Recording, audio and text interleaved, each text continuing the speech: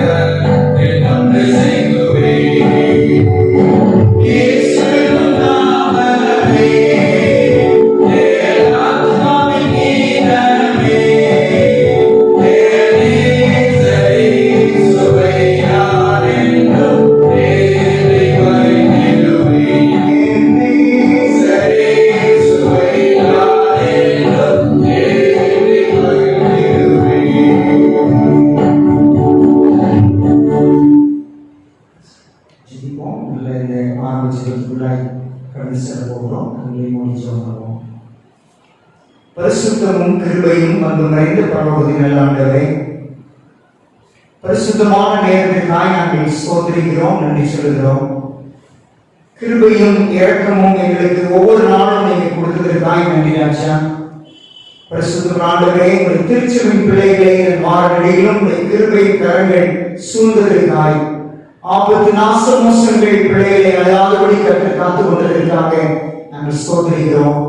உன் பக்கத்தில் 1000 பேரும் உன் வலது புறத்தில் 10000 பேர் இருந்தாலும் அது அணுகாது என்று சொன்ன அன்புள்ள ஆண்டவரே, என்னுடைய திருச்சபை பிள்ளை எல்லாரையும் காத்து கொண்டதற்காக நன்றி. இந்த யூடியூப் இணையதளத்தின் வாயிலாக இணைந்திருக்கிற அருமையான தேவனுடைய பிள்ளைகள் குடும்பங்கள் ஒவ்வொருவரையும் ஆண்டவர் ஆசீர்வதிப்பதற்காக நாங்கள் சோதரிக்கிறோம், நன்றி சொல்கிறோம்ப்பா. நிச்சயமாகவே இந்த ஆராதனையை நாங்களுடைய பலத்தை கொண்டு நாங்கள் ஆரம்பிக்க போகிறோம். தேவனுடைய பிரசனத்தால் நிரப்பி ராஜா ஒவ்வொரு ஆத்துமாக்களையும் ஆசீர்வதிங்க. ஒவ்வொரு பிள்ளைகளுடைய சமூகத்தில் போடுக்கும் பொழுது மனபாரத்தோடு, கண்ணீரோடு, கவலையோடு, பிரச்சனைகள் மத்தியில கடந்து வந்திருக்கிற பிள்ளைகளுக்கு விடுதலையை தரும்படியாக நாங்கள் ஜெபிக்கிறோம். அன்பாளரை தொடர்ந்து இன்னொரு சத்தியத்தை நாங்கள் படிக்கும்படியாக இருக்கிறோம். லீதியானின் உள்ளங்களை திறந்து இந்த வார்த்தைக்கு செவி கொடுத்தது போல இந்த இணையதளத்தின் வாயிலாக இணைந்திருக்கிற ஒவ்வொரு பிள்ளைகளும் ஆண்களானவரே, இந்த வீடியோவை பார்க்கும் பொழுது கர்த்தர் அந்த பிள்ளைகளோடு பிரசன்னமாகி ஆசீர்வாதங்களால் நிரப்பும்படியாக நாங்கள் ஜெபிக்கிறோம். காத்துக்கொள்ளுங்க ஆண்டவரே. ஆராதனை ஆரம்பம் முதல் முடிவரை பிரசன்னப்படுத்துகிறோம். செய்தி நேரம் முழுவதும் எங்களுடைய முகங்கள் ஆண்டவரே உம்மை நோக்கி பார்க்க, எங்களுடைய சிந்தைகள் உம்மோடு நாங்கள் இணைந்திருக்க கிருபையை தாரும். கர்த்தர் ஆசீர்வதிங்க, வழிநடத்துங்க. இயேசுவின் வழியாக ஜெபிக்கிறோம் ஜீவனுள்ள நல்ல பிதாவே, ஆமென்.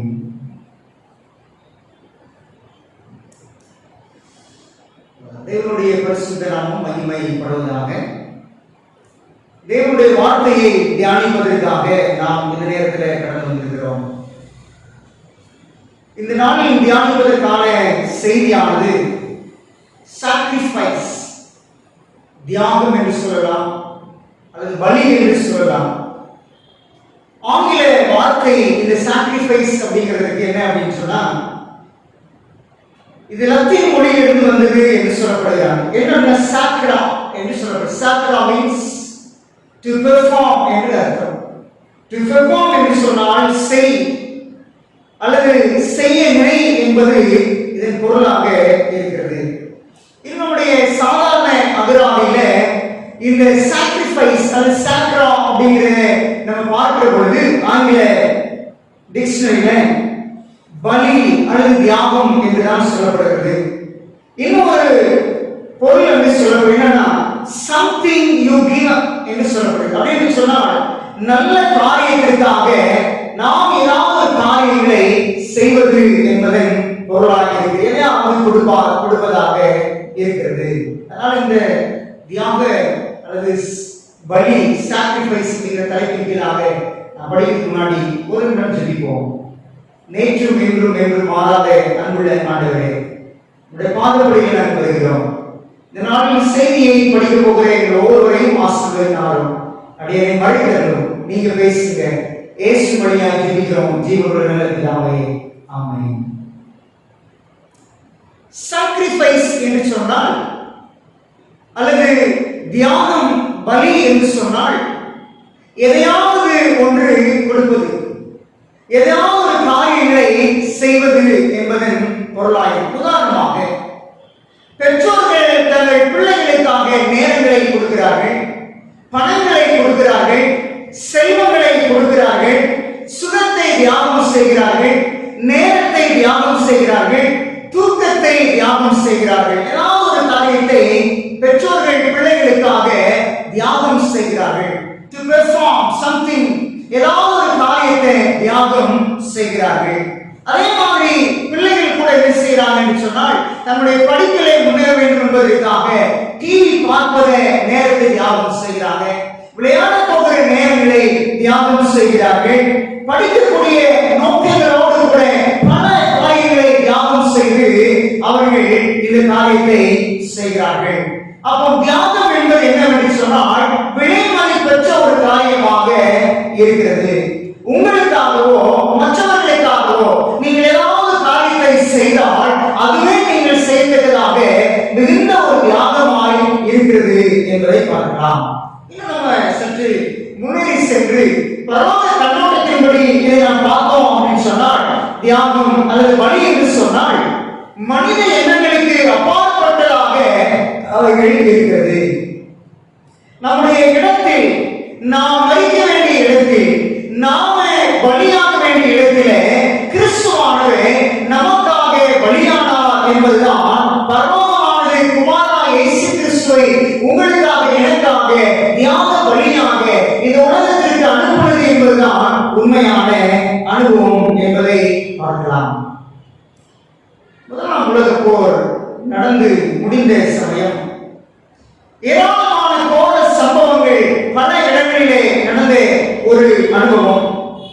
எல்லாரும் அங்கே ஒரு காரியம் அங்கே செய்து கொண்டிருந்தார். அந்த கதையை படிக்கும் பொழுது என்னை கலந்த ஒரு காரியம் என்ன அப்படின்னு சொன்னா, ஒரு சுவிசேஷகன் ஊழியத்தை செய்கிற ஒரு மனிதன் போரிலே காயப்பட்டவர்களுக்காக உதவி செய்து கொண்டிருந்தார். அப்படி உதவி செய்து கொண்டிருக்கிற நேரத்தில் தினந்தோறும் காலையில சாயங்காலம் வரைக்கும் இந்த போர்ல யாராவது அங்கே காயப்பட்டாங்கன்னு சொன்னா உதவி செய்து கொண்டிருந்த காயங்களை கட்டி கொண்டிருக்கிற அந்த நபர் அங்கே இருந்தார்.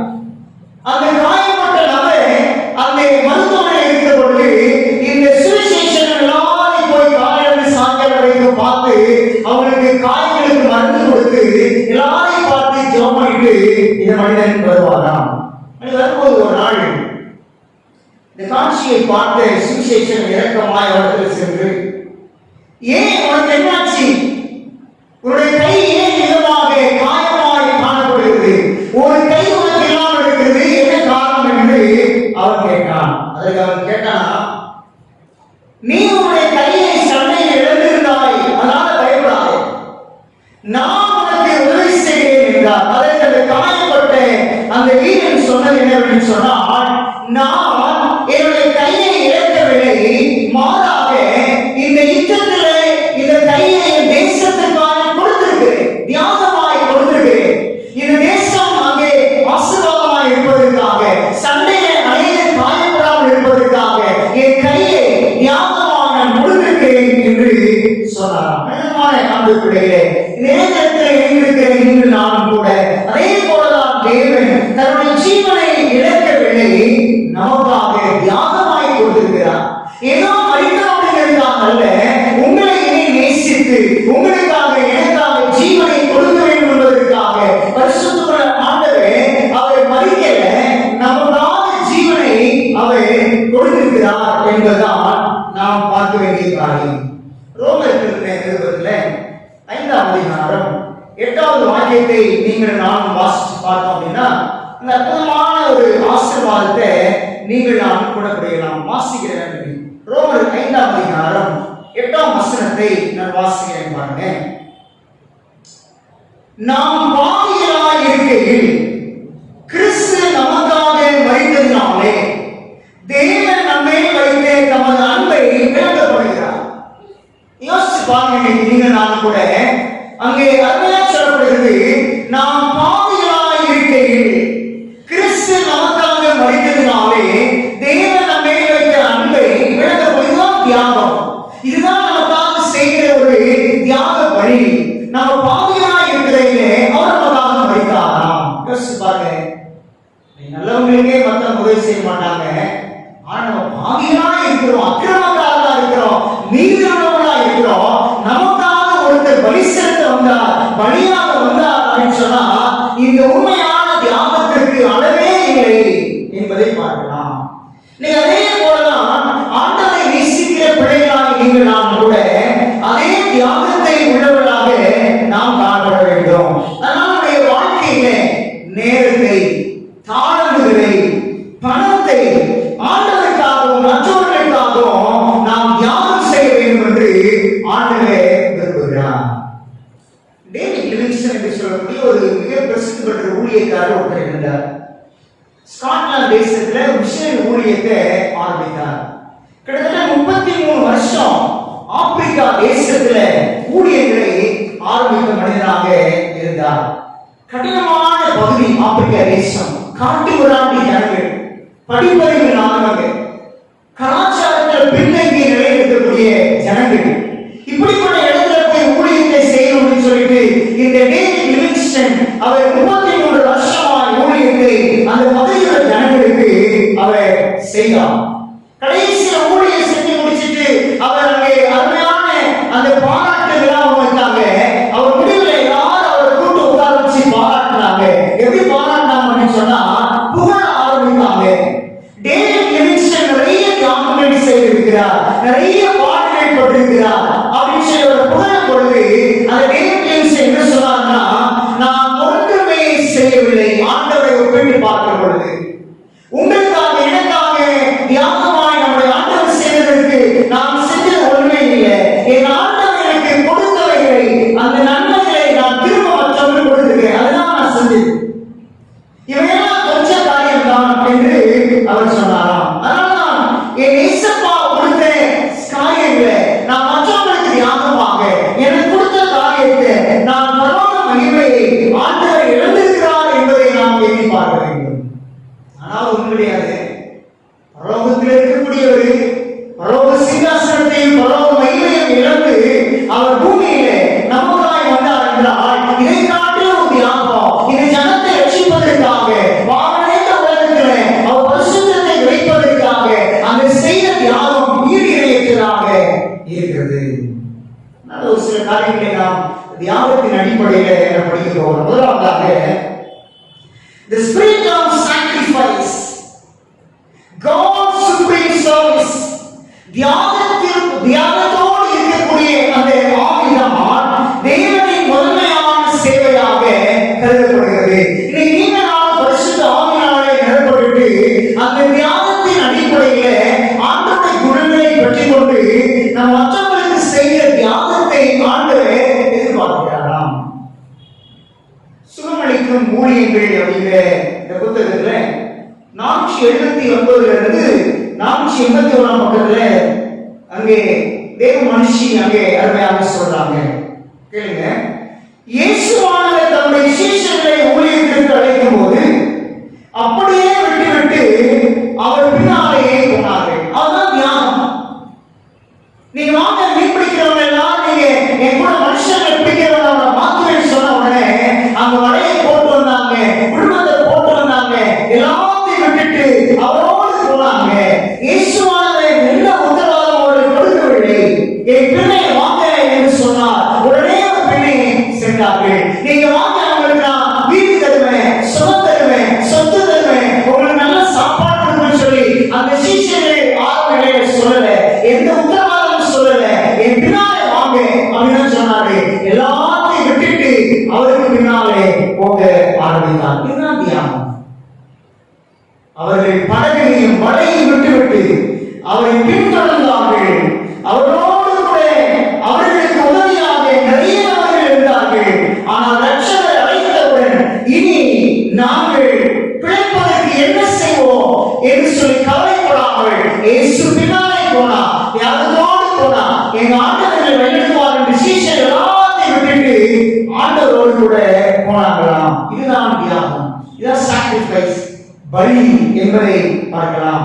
அவங்க சொல்றாங்க, இன்றைக்கும் அவருக்காக, அவரின் சேவைக்காக, the warfare of Jesus, அவரின் சேவைக்காக நம்மையும் அழைக்கும் போது மத்தேயு, யோவான், பேதுரு போன போது அவங்க எல்லாத்தையும் விட்டு போக வெளிச்சத்து மாதிரி நம்மை ஆண்டவருடைய ஊழியத்திற்காக அவர் தியாகமாக அவருடைய சத்தியத்தை சொல்வதற்காக அழைக்கும் பொழுது எல்லாத்தையும் விட்டு இயேசுவோடு கூட நீங்கள் நான் போக ஆயத்தமாகணும்.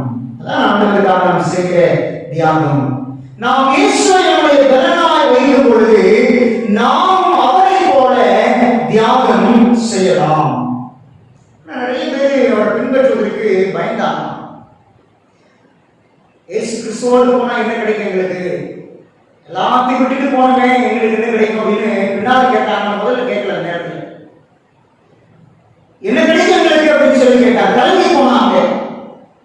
ஆனா இயேசு சொன்னாரு, நீ பயப்பட வேண்டாம், அவர்கள் முழுவதும் அவர்கள் ஒப்படைக்கிறவரை இந்த மைந்தவரை, அவர்கள் உண்மையாய் தேவனிடம் அவர்களை ஒப்புக் கொடுக்காதவரை அவர்களுக்காக தியாகமாய் இருக்கவே முடியாது, சமாதானமான ஊழியங்களையும் செய்ய முடியாது.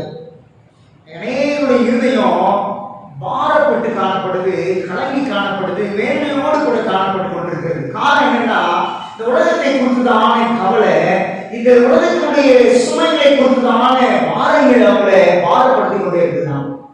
அதனால ஆண்டவர் சொல்றாரு, கவலை அவர்களை குருடாக்கி கொண்டிருக்கிறது. அதனால் அவர் எதிர்காலத்தை நோக்கி பார்க்க முடியவில்லை. ஆனால் இயேசுவானவர் முடிவை ஆரம்பத்திலிருந்தே பார்க்கிறவர். நம்ம ஒரு பிரச்சனை வந்தால்தான் நம்ம அதுக்கப்புறம் தீர்வு காண முடியும். ஆண்டவர் அப்படி கிடையாது. அவர் முன்னாடியே தெரியும் என்ன பிரச்சனை வரப்போகுது அப்படின்னு அவருக்கு தெரியும். அதுக்கெல்லாம் தீர்வு வைத்திருக்கிறார். அதான் சொல்றாங்க, எல்லா பிரச்சனைகளிலும் வழியை நமக்கு வகுத்து அதிலிருந்து விடுதலை தர அவரால் தான் முடியும். செம்மையாய் நடக்கிறவர்களுக்கு எந்த தீங்கும் அவர்களை தொடவே கூடாது. மாண்டதற்காக தியானமாய் உங்க வாழ்க்கையை இயேசுவுக்காக ஒப்புக் கொடுத்துட்டு அவரோடு பின்பற்ற விரும்பினால் அவரை உங்களுக்கு என்னென்ன தேவையோ அதை செய்வதற்கு ஆயத்தமாயிருக்கிறார். நம்முடைய பரமபிதாவுக்கு நம்மை விடுவிக்க, ஆசீர்வதிக்க 1000 வழிகள் தெரியும். அது ஒன்று நமக்கு தெரியாது.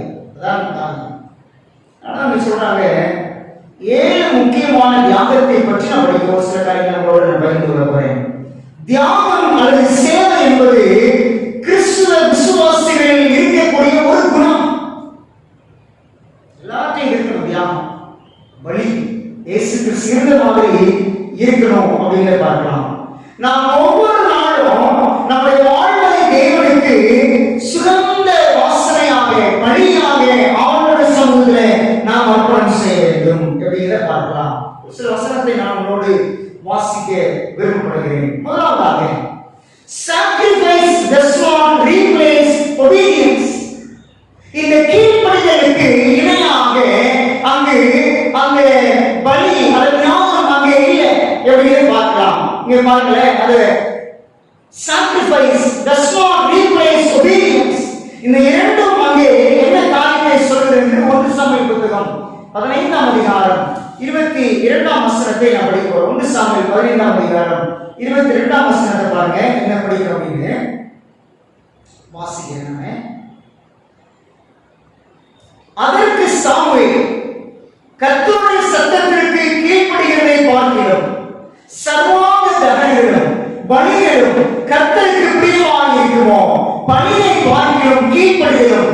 ஆட்டுக்கடாக்கள் நிலத்தை பார்க்கிறோம், செவி கொடுத்தலும் உத்தமம் என்று சொல்லப்படுகிறது. முதலாவது அங்கே நம்ம படிக்க வேண்டிய காரியம் என்ன அப்படின்னா, அங்கே ஏராளமான ஆடு மாடுகளை பலி செலுத்துவதை காட்டிலும் கர்த்தருக்கு கீழ்ப்படுவதுதான் உத்தமம். இதுதான் ஆண்டவர் எதிர்பார்க்கிறார். வழியை ஆண்டவர் எதிர்பார்ப்பதை காட்டிலும் தேவனுக்கு கீழ்ப்படுவதை, உங்களை செவி கொடுத்தலை ஆண்டவர் எதிர்பார்க்கிறார் என்று பார்க்கலாம். இரண்டாவது காரியம் என்ன, sacrifice costs something. இந்த தியாகமான பலி ஏதோ ஒரு காரியத்தை சுமந்திருக்கிறது, ஏராளமான ஆசீர்வாதங்களை. என்ன படிப்போம்? 2 சாமுவேல் 24ஆம் அதிகாரம் 24ஆம் வசனத்தை படிக்க போறேன். 2 சாமுவேல் 24ஆம் அதிகாரம் 24ஆம் வசனம். ராஜா அவரை பார்த்து, அப்படியல்ல, நான் இலவசமாய் வாங்கி என் தேவனாகிய கர்த்தருக்கு சர்வாங்க தகவல்களை செலுத்தாமல் அதை உன் கையிலே விளைக்கடினமாய் வாங்குவேன் என்று சொல்லி தாவீது அந்த களத்தையும் மாடுகளையும் 50 சேக்கல் நிறைய வெள்ளிக்கு கொண்டான். வழி செலுத்துவது மேலானது அப்படிங்கிற காட்டுவதற்காக அது சொல்லப்படுகிறது. இன்னும் 3வது காரியம் சொல்றது, sacrifice can be a broken heart. ஒருவேளை அந்த தியாக பலி, அந்த தியாகம் என்பது நம்முடைய இதயத்தை உடைத்து ஆண்டவருக்காக கொடுப்பதுதான் என்பதை அங்கே பார்க்கலாம். 51ஆம் சங்கீதம் 17ஆம் வசனத்தை படிக்க போறேன். 51ஆம் சங்கீதம் 17ஆம் வசனம். தேவனை கேட்கும் பலிகள் நொறுங்கொண்டே ஆவிதான். தேவனே, நொறுங்கொண்டதும் நறுங்கொண்டதுமான இருதயத்தை நீ புறக்கணி. ஆண்டவர் ஒரு நாள் புறக்கணிக்க மாட்டார். யாரெல்லாம் உடைந்த உள்ளங்களோடு, நொறுங்குள்ள இருதயத்தோடு தெய்வ சமூகத்தில் கடந்து போகிறார்களோ அவர்கள் ஒவ்வொருவரையும் ஆண்டவர் வைக்கிறார். இதுதான் தேவன் எதிர்பார்க்க ஒரு தியாகம், ஒரு பலியாக இருக்கிறது என்பதை பார்க்கலாம். இன்னும் நீங்க பாத்தீங்கன்னா, sacrifice is an everybody occurrence. இன்னொரு காரியத்தை சொல்ல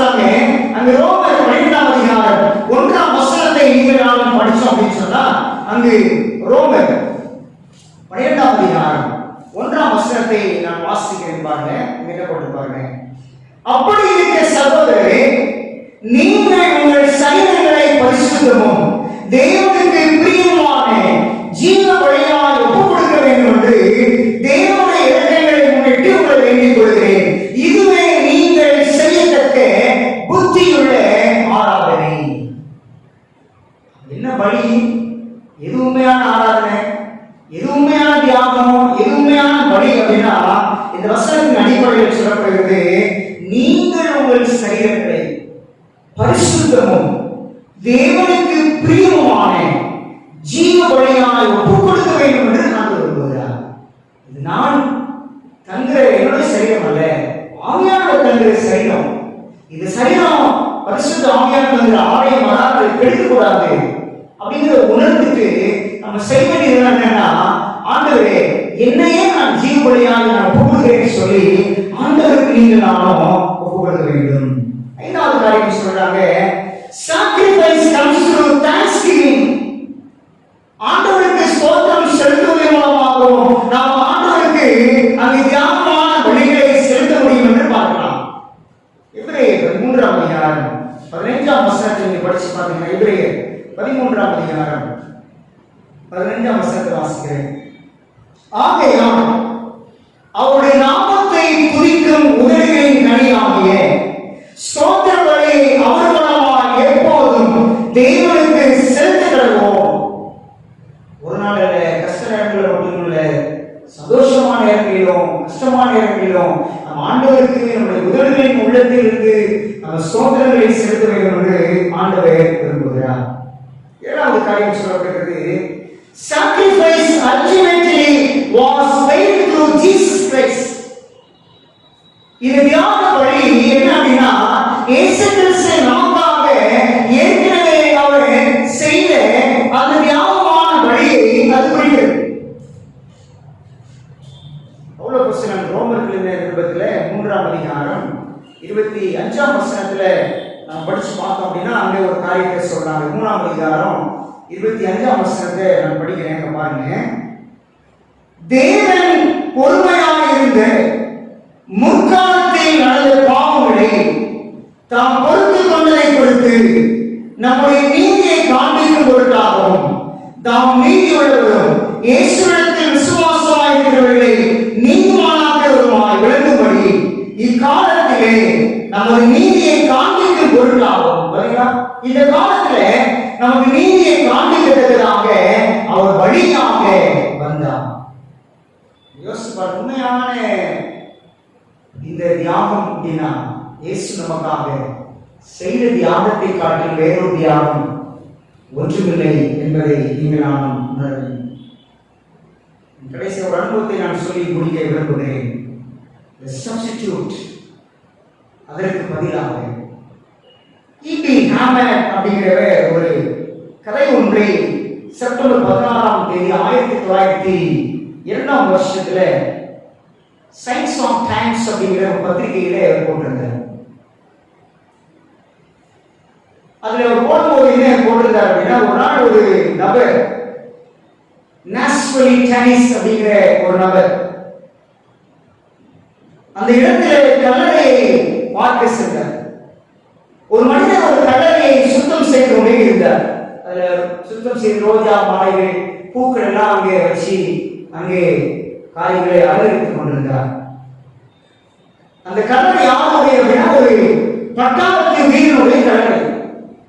உடனே அந்த போனை அதை பார்த்த நபர் என்ன கேட்கிறார் அப்படின்னா, இந்த பூ வச்சுட்டு மாலையெல்லாம் போட்டு இந்த காரியங்களை செய்றீங்களே, இந்த நபர் யார், உங்களுக்கு தெரிந்தவங்களா அப்படின்னு கேட்டார். இரண்டாவது கேட்டாரு, இவன் உங்கள் சகோதரா அல்லது உங்கள் தகப்பனா அல்லது குடும்பத்தில் யாராவது ஒரு நபரா நீங்க சொல்லுங்க என்று கேட்கும் பொழுது அந்த வந்த நபர் சொன்னாரு, இல்லை. அப்ப யார் என்று கேட்கும்போது சொன்னாரு, நான் ஒரு விசை என்னுடைய போர் யுத்தத்தில் நான் போராடி கொண்டிருக்கிற பொழுது நான் மறிக்க வேண்டிய இடத்துல இந்த மனிதன் எனக்காக ஜீவன் கொடுத்தார். He died for me in the place of me. நான் மறிக்க வேண்டிய இடத்துல இந்த பட்டாளத்தை சேர்ந்த மனிதன் அவர் என்னை தம்மை தூரமாய் வைத்துவிட்டு நான் மறிக்க வேண்டிய இடத்துல எனக்கு பதிலாக அவர் மறித்தார். அதனால இன்னைக்கு நான் அவருடைய கல்லறையில் வந்து ஒவ்வொரு நாள் அந்த மரண நேரத்தில் வந்து நான் மாலையை வைத்து அவர் செய்த பிரச்சனை எண்ணி பார்த்து நான் நன்றியுள்ள உலகோடு நான் காணப்படுகிறேன். எனக்கான ஆண்டுகளே இந்த செய்தியை கேட்டு ஆண்டு சமூகத்துல தியாகம்னா என்ன, சப்ஸ்டிடியூட்னா என்ன, அங்கே வழினா என்ன அப்படிங்கிறத படிச்சு வரும்போது நீங்க படிச்ச ஒவ்வொரு காரியங்களும் தியாகம் தான். ஆண்டவருக்காக நீங்க செய்கிற உங்களுடைய நேரங்கள், உங்களுடைய காலங்கள், உங்களுடைய பணங்களை நீங்க ஆண்டவருக்காக செலவு செய்தால் அது ஒரு தியாகம் தான். ஆண்டவராக இயேசு சத்தியத்தை நீங்க பேருக்கு சொன்னால் அது ஒரு தியாகம் தான். அனைவருக்கும் அன்பை காட்டினால் அது ஒரு தியாகம் தான். நீங்க ஏராளமான அன்பை ஆண்டவருக்காக நீங்கள் காட்டலாம். அதனால ஆண்டவர் சொல்றாரு, தியாகம் மிகப்பெரிய ஒரு விலையேறப்பட்ட தியாகம். பரலோகத்தையே அங்கு இறந்து வந்த நம்ம ஆண்டவர் கூட he died for you and me. பரமசிங்காசனத்தை விட்டுவிட்டு உங்களுக்காய் எனக்காய் பாவம் நிறைந்த உலகத்திலே அவர் கல்வாய் இடத்திலே நமக்காய் சிந்தி கல்லறைக்கு மத்தியிலே அவமானப்பட்டு அவர் மடிக்கும்படியாய் வந்தார்னா அவர் உங்களுக்காக எனக்காக தான் என்பதை நாம் எண்ணி பார்க்க வேண்டும். அதனால் நம்மளுடைய வாழ்க்கையை கூட தேவனை நேசிக்கிறார். நீங்களான உங்களுக்கு அன்பு கூறணும் அப்படின்னு சொன்னார். நீங்கள் என்ன தியாகத்தை செய்ய போறீங்க? ஆண்டுடைய பிள்ளைகள் உலகத்தில் ஏராளமாக ரட்சிப்பை பெற்றுக்கொள்ள முடியாம பாவத்தின் அகோரத்தில் வாழ்ந்து கொண்டிருக்கிற அனைத்து தேவனுடைய பிள்ளைகளுக்கு முன்பாக எண்ணத்தை ஆண்டவருக்கு கொடுக்க போறீங்க? எதை ஆண்டவருக்காக தியாகம் செய்ய போறீங்க? யோசிங்க. கர்த்தர் உங்களை ஆசீர்வதித்து நீங்கள் அவருக்காக கடைசிகளின் தியாகமாய் மாற உங்களை அன்போடு நான் அழைக்கிறேன். காண்போம். நல்ல ஆராதனையை நாம் நிறைவேற்றிக் கொண்டிருப்படியாக உன்னதமானவரின் உயர் வரையில் இருக்கிற 50வது பாடலை நாம் பாடப்போகிறோம். முதல் 2 கவியும் கடைசி ஒரு கவி மட்டும் நாம் பாடப்போகிறோம். முதல் 2 கவியும் கடைசி மட்டும் நாம் பாடப்போகிறோம்.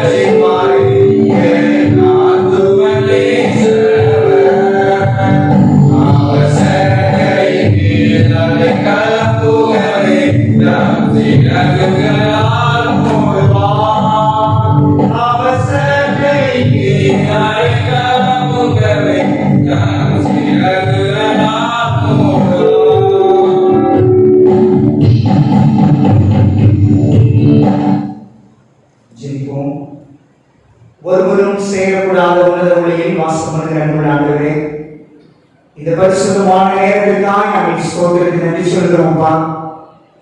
இந்த ஓய்வு நாளின் ஆயத்த ஆராதனையிலே தெய்வ பாதத்திலே அமர்ந்திருந்து ஆண்டவரே உங்கள் வார்த்தைகளை தியானிக்கும்படியாக எங்களுக்கு நீங்கள் கொடுத்த மற்றலாத கிருபைக்காக உம்மை துதித்து நாங்கள் ஸ்தோத்திரிக்கிறோம். அன்பு ஆண்டவரே, கடந்த நாட்களில் நாம் எங்களை சுதந்திரமாய் பாதுகாத்து எங்களை வழிநடத்தி எங்களை ஆசீர்வதித்து உங்களுடைய தெய்வீக கடமைகளுக்கு பலனாக இருந்ததுக்காக நன்றி சொல்லி துதிக்கிறோம். இப்பொழுது இந்த நேரத்திலும் கூட எங்கள் மத்தியிலே கடந்து வந்ததற்காக ஸ்தோத்திரம். இன்னைக்கு நாங்கள் படித்த நல்ல தலைப்புக்காக நன்றி. தியாகம், சாக்ரிஃபைஸ், பலி என்பதை குறித்து பார்த்தோம். கிறிஸ்துவானவர்களுடைய குமாரனான இயேசுவாக எங்களுக்காக செய்த தியாகங்களை நாங்கள் எண்ணி பார்த்து ஆண்டவரே, உம்முடைய குணங்களை நாங்கள் பிரதிபலித்து அநேகருக்கு நாங்கள் தியாகத்தை செய்ய எங்களுடைய பணங்களை, எங்களுடைய நேரங்களை, எங்களுடைய தாழ்வுகளை, எங்களுடைய வரங்களை வைத்து ஆண்டவருடைய சுவிசேஷங்கள் சொல்லப்பட அநேகருக்கு பிரயோஜனமாக இருக்க தேவன் உதவி செய்ய நாங்கள் சொல்கிறோம். இப்பொழுது ஆண்டவரே, இளைஞர்களின் வாயிலாக பார்த்துக் கொண்டிருந்த ஆண்டு பிள்ளைகளாக ஒவ்வொருவரையும் தனித்தனியாக பேருக்கிறார். ஆண்டவர் ஆசீர்வதிக்கப்பா. குற்றங்கள் குறைகள் எல்லாம் மன்னிங்க. மனபாரத்தோடு, கண்ணீரோடு, கவலையோடு, பிரச்சனைகளோடு, போராட்டங்களோடு இருக்கிற ஒவ்வொரு பிள்ளைகளையும் தனித்தனியா பேருக்கிறாய் குடும்பமாய் ஆசீர்வதிக்க கெஞ்சுகிறோம். நல்லப்பா, இந்த கொரோனா அப்படிங்கிற பெருந்தொற்று காரணங்களாக ஏராளமான வேலை இழந்து கஷ்டத்தின் மத்தியில் பல பிரச்சனைகளை, பொருளாதாரத்தை இழந்து கஷ்டப்படுகிற பிள்ளைகளுக்காக விசேஷமாய் ஜெபிக்கிறோம். அதே போல மரண தருவாயில மருத்துவமனையில் சிறுவனமாய் விளைவு பார்க்கிற பிள்ளைகளுக்காக ஜெபிக்கிறோம். அவங்களை கவனிக்கிற மருத்துவர்கள், செவிலியர்களுக்காக அவர்களை பார்க்கிற ஒவ்வொரு பிள்ளைகளையும் ஆண்டவர் ஆசீர்வதிக்க செய்கிறோம். தகப்பனே, இந்த இணையத்தில் இணைந்து ஆண்டவருடைய வார்த்தைகளை கேட்டு ஆசீர்வாதத்தாய் காத்துக் கொண்டிருக்கிற ஒவ்வொரு திருச்சபை பிள்ளைகளையும் குடும்பங்களையும் தனித்தனியா பேராய் கர்த்தர் ஆசீர்வதிக்க கெஞ்சுகிறோம். யாராவது மனபாரத்தோடு, வருத்தத்தோடு, கண்ணீரோடு, கவலையோடு, பிரச்சனைகளோடு இடத்துல காண்பார்கள் என்று சொன்னார். ஆண்டவரே, எங்களுக்கு ஒருவரை நான் தெரியும், எங்களை ஆசீர்வதிக்க ஆயிரம் வழிகள் தெரியும் என்பதற்காக நாங்கள் ஸ்தோத்திரிக்கிறோம், நன்றி சொல்கிறோம்ப்பா.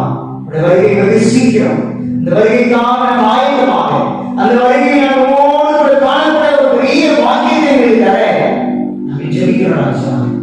தாழ்த்துகிறோம், எங்களை கொடுக்கிறோம். திருச்சபைக்காய், விசுவாச குடும்பங்களுக்காய், ஊழியர்களுக்காய் ஜெபிக்கிறோம். ஒவ்வொருவரையும் ஆசீர்வதிக்க கெஞ்சுகிறோம். எங்கள் திருச்சபை யாராவது விதமாய் பாடுகளையும் கஷ்டங்களையும் துயரங்களில் பிள்ளைகளுக்காக ஜெபிக்கிறோம். ஒவ்வொருவரையும் ஆண்டவர் ஆசீர்வதித்து நன்மையாலும் கிருபையாலும் முடிசூட்டப்பட நாங்கள் சொல்கிறோம். சமூகத்தின் ஆசீர்வதிக்காண்டவரே, எல்லா பிள்ளைகளையும் தனித்தனியா பேருகளாய் குடும்பமாய் கற்று ஆசீர்வதி காத்துக்கொள்ள சொல்கிறோம். இதோ நாங்கள் இரவு நித்திரைக்கு செல்ல போகிறோம். நல்ல நித்திரை தந்து காலையில் துதியோடு கொண்டு ஒரு நாட்களாக கடந்து வந்து முறையாக பங்கு பெற்று ஆசீர்வாதத்தை பெற்றுக்கொள்ள தேவன் கிருபை செய்யும்படியா நீ பரமேஸ்வரமாகிய இயேசு மூலமாக ஜெபிக்கிறோம். ஜீவனுள்ள பிதாவே, ஆமென். என் ஆத்துமாவே கர்த்தரை ஸ்தோத்திரி, என் முழுமே பரிசுத்த நாமத்தை ஸ்தோத்திரி. என் ஆத்துமாவே கர்த்தரை ஸ்தோத்திரி, அவர் செய்த சகல உபகாரங்களையும் மறவாதே. ஆமென். நம்முடைய கர்த்தராகிய இயேசு கிறிஸ்துவின் கிருபையும் பிதாவாகிய தேவனுடைய அன்பும் பரிசுத்த ஆவியானவரின் ஆசீர்வாதமும் ஆறுதலும் தேவனுடைய தேவ சமாதானத்தையும் பாதுகாப்பும் நாளிலே எங்களுக்கு உதவி செய்த அன்பான பிள்ளைகளோடு செய்தியை கேட்டு ஆண்டவருக்காக இருக்கிற குடும்பங்கள் பிள்ளைகளோடு இந்த கிருபையும் சுதாக்காரன் தங்கியிருப்பதாக. ஆமென். நான் இந்த நிகழ்ச்சியை பார்த்த யாருக்கும் இயேசு நாமத்தில் நன்றி சொல்கிறேன். கர்த்தர் உங்களை ஆசீர்வதிப்பாராக. ஆமென்.